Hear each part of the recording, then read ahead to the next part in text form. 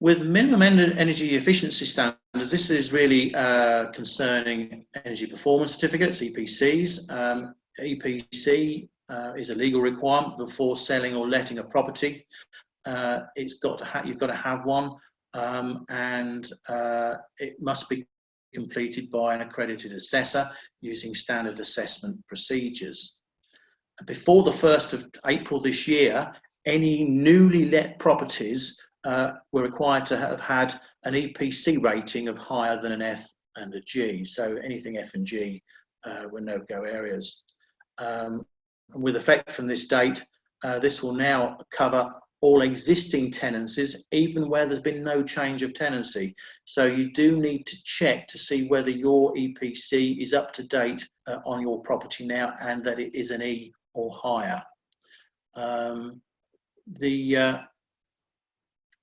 In addition, with landlords assessed at EPC F and G, they must now improve the property rating to E or register an exemption. Now, with the exemption, that's obviously regarding whether if you improve the property, would that actually make the rating any better? But there's obviously more, you can actually get more information on that, and I can send some guidance notes through should you need any. So during the COVID-19, these regulations are not relaxed. You are still responsible for having an energy performance certificate. If you're unsure whether you're fully compliant, you just need to check. If you haven't got an EPC, in fact, over the last 3 or 4 days, the government relaxed the rules whereby an energy assessor can go out and do the EPC, providing the property is vacant. I think the qualifying period for a property being vacant is 3 days. Anything after 3 days, then he would be happy to go around.